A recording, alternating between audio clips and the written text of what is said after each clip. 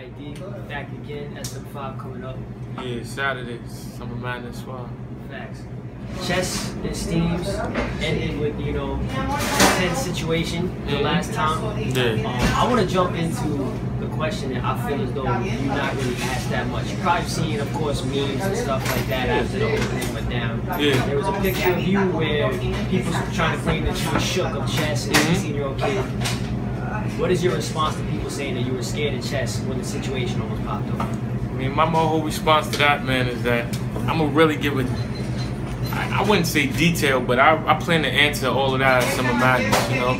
I didn't really pay attention to it because I felt like it was something I don't have to address. I'm saying I'm a man at the end of the day. I didn't feel like the situation was at any need for me to do something other than try to calm it down because we are professionals.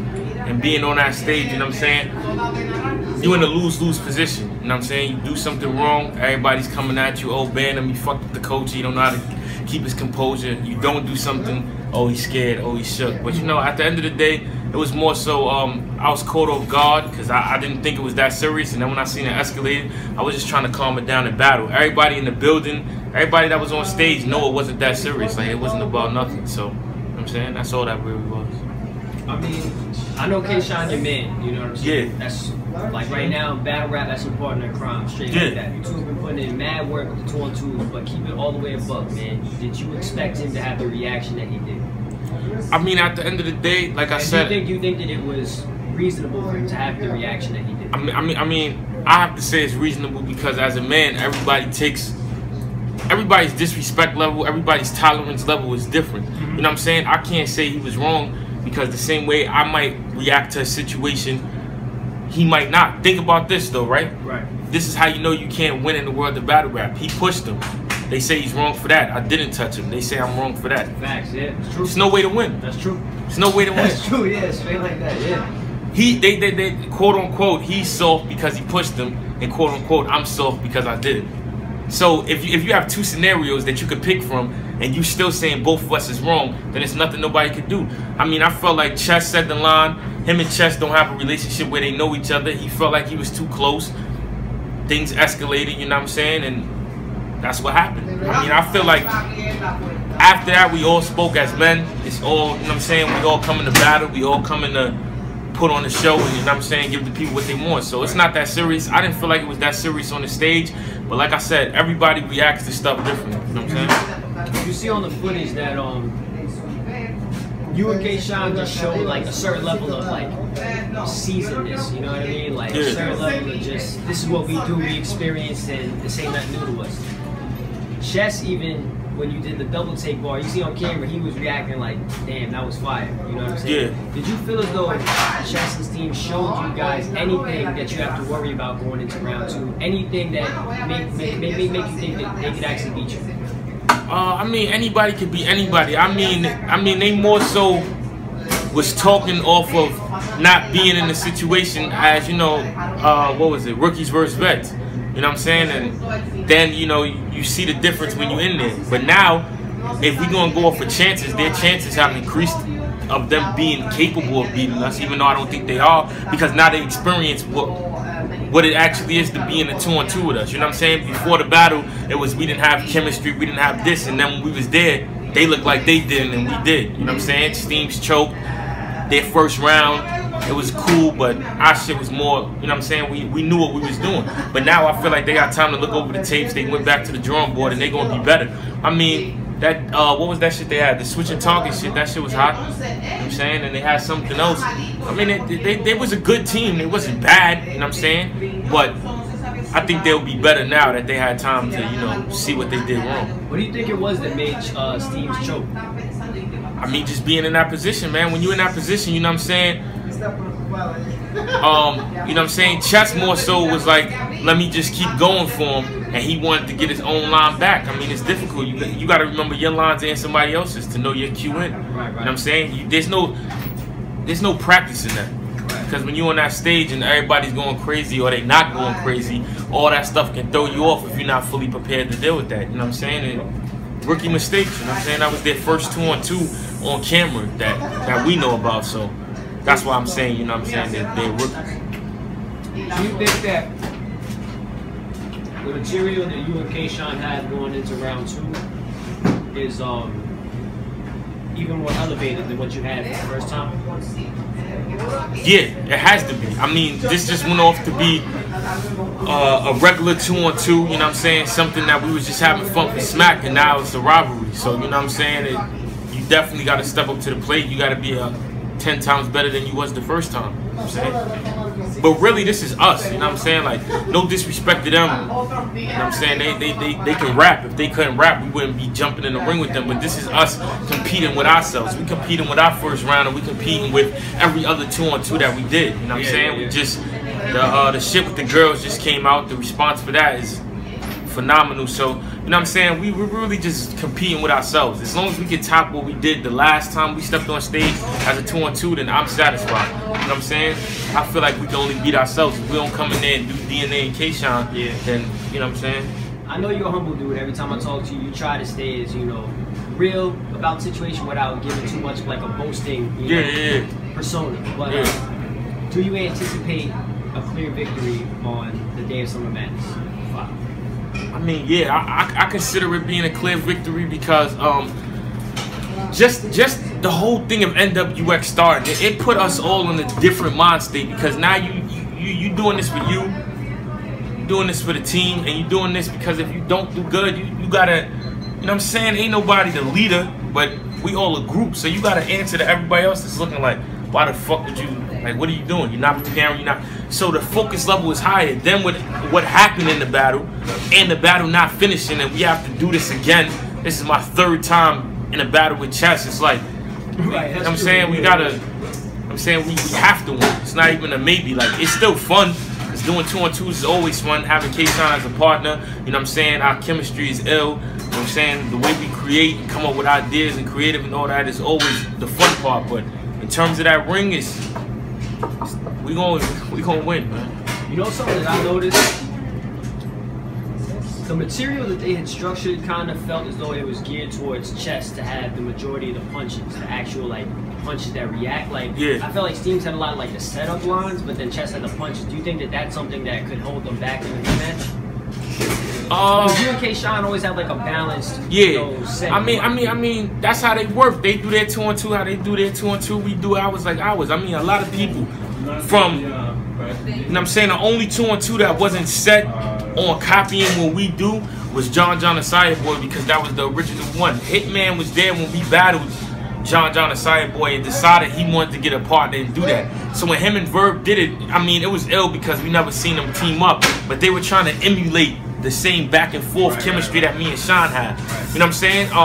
Let me take that back. Marv 1 and Quest didn't either, obviously, because they were doing it before us. But, you know, the girls, even Chess and Steams, from what we know, because we've never seen you. So you going back and forth, line for line, like me and Sean do, opposed to when niggas was going 4-4, 8-8. You know what I'm saying? It all look like you trying to do what we do, but nobody can do it like us, because it's just a whole lot of stuff that obviously I can't say, because then everybody would be us, but that go into it to make it what we put on the table.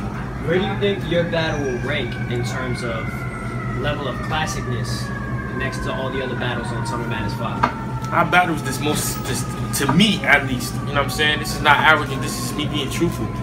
Our battle is the 2nd most anticipated battle on the card. You know what I'm saying? Loaded Lux and Charlie Clips, obviously, that's what they coming out for. But after that, you know what I'm saying, Calico and Tay-Rock, they have history, but it's nothing brewing in the works as of late. You know what I'm saying? It's more so like something that should have happened a long time ago. And every other battle is dope. You know what I'm saying? My boy T gonna go to work with Shotgun, but you know Shotgun been on the tear this year. And Big T, NWX, he always been that nigga with the lyrics and the performance and the Chalaka Boo. So that's gonna be a dope battle of 2 big niggas. Official and Miss Hustle, that's a war, you know what I'm saying? 2 of the best females. John and Mr. Wavy, you know what I'm saying? They take shots back and forth, but you know, that's more of a PG graduate and a new PG going at it, you know what I'm saying? I think in T-Rex and T-Top, I mean, you know what I'm saying? They should have put their name on the line for that one, but in terms of anticipation, you know what I'm saying? I think our battle is the 2nd highest anticipated. Along going with We was the first ones to bring a 2-on-2 on URL. Then what happened in the battle, and now we bringing the 2-on-2 to Summer Madness, along with the steam that we already got off of just the 2-on-2. Like that's the newest thing in battle rap right now that's popping. And I'm saying not that we created it, because obviously, you know, Jump Off, all them other people did it before us, but I'm saying we made it relevant. So right. It's popping. How do you feel about everybody, not everybody, but I would say the vast majority of fans counting Big T out from the jump before he steps in the shotgun trip? I mean, when you get to a certain level, man, that's just what comes with it. You know what I'm saying? You can't get mad. You gotta embrace it. You would think after, look at all the times I done battled and I beat niggas when niggas doubted me, and I still go into a lot of these battles with, oh yeah, DNA's gonna lose. I mean, I don't take it as disrespect. I take it as this is what the game is made for. This is what you're designed to do. Say, oh, I think you can beat him, because you don't want to go with the guy that you know has won. You want to try something different. You know what I'm saying? Shotgun been battling for a while, but this is the hottest he been. So of course they gonna go with him. T was considered, was in a lot of niggas' top 5s for a while. Right. I'm saying best performances, some of the best battles on URL, classic rounds. So they gonna go with the nigga that got the less stature in the situation, which is should. But you know what I'm saying? I just feel like a focused Big T, and I ain't even saying that because it's NWX. I'm just saying period. Me just appreciating what he does for the culture. He's damn near unbeatable when he's in his A game. What about Clips and Lux? Now, I mean, we saw what Hollow was able to do versus Lux. Yeah. Regardless if you think Hollow or Clips or Lux won that battle, when it comes to Clips versus Lux, do you think that Clips should follow in some levels the format that Hollow laid out, where it's versatility with angles instead of just like a straightforward like one lane type of plan of attack? I mean, me personally, I just feel like, man, in battle rap, you gotta be you, man. Right. What worked for Hollow might not work for Clips. Charlie Clips gotta be Charlie Clips on the highest level that is, which is an 8-game Charlie Clips. And I feel like Charlie Clips on his 8 game, not even saying that because it's my brother, but I'm just being real. I don't think Lux can beat him. Lux is very lyrical, one of the most lyrical in the sport. But he's not as versatile as the Clips. Clips' character, Clips' charisma, his jokes is funny, his delivery is very clear. You know what I'm saying? And he got bars too. You know what I'm saying? So you're dealing with somebody that can do everything, opposed to somebody that just mastered the art of one thing, which is lyricism. Lux is a great lyricist, but I don't think he has everything in his arsenal to beat Charlie Clips if Charlie Clips is on his A game, which I know he's going to be on. So even though Clips rebutted against T-Rex, when Rex pretty much didn't say anything about Clips' pops other than he's an alleged, you know, informant or whatever the case may be. But even though he didn't say anything effective against his pops, what Clips did was, his rebuttal was so effective. Do you think that Lux could even utilize that? Because we know Lux has a history of trying to bring out the dark side of people and use it against them. I mean, I'm ineffective at this point? No, I don't think it's effective because the rebuttal was so strong that it just, what else could you say? Somebody saying that this is not my lifestyle, I'm not glorifying this. I'm not portraying this. I didn't get raised by this person. I got raised by my mother. Right. What could you say? That's even, you know what I'm saying? That in a battle is gonna seem like it's affecting who Charlie Clips is or give us a different outlook. I don't see any way possible that could happen because he diffused it by saying, yes, I'm not abandoning him. This is my father. This is my blood, but my mother raised me. Right. I'm saying? Ain't no skeletons on Charlie Clips' mom, so there's nothing really to talk about. He's gonna have to beat Clips. That's what I'm saying. Like, Hollow used the shit, the angles obviously that everybody was waiting to hear. Mook used them. Clips has to be Clips and beat him. You know what I'm saying? Same thing with Lux. That's why it's a good battle. Right. A lot of shit got thrown out the window. How do you feel about the backlash that Smack has been receiving for having a card that a lot of people are comparing to Summer Madness 3? I mean, yeah, when you're in this sport, man, like I said, what people forget, what people try to say, and it's a gift and a curse. When you show people what you're capable of, it's a gift because they're like, wow, this person is talented or this company is genius. But now, if you don't top that, it's not considered successful. What I mean by that is that, for instance, Summer Madness 2, to this day, 3 years after it's been done, still one of the best cards in battle rap history, if not the best card ever put together. So when you're doing the Summer Madness, you're not saying, oh, is this Summer Madness card good? You're saying, is this Summer Madness card better than 2? Oh, no, it's trash. No, it's not trash. It may not be on the same caliber as 2, but it's still a good card. So they're not really comparing the battles. They're comparing what URL did before, can it match it? And that's what I be saying with battle rappers, you know what I'm saying? When you see a performance like I had against Ill Will, one against Disaster, Prez, I don't, you know, all my URL battles, whatever, period.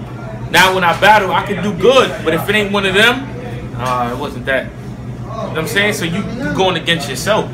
In terms of the card, how can you say the card is not stacked when you got Charlie Clips, Loaded Lux, Calico, Tay-Rock, DNA, K-Shine, Big T, Shotgun Shug, John John, T-Rex.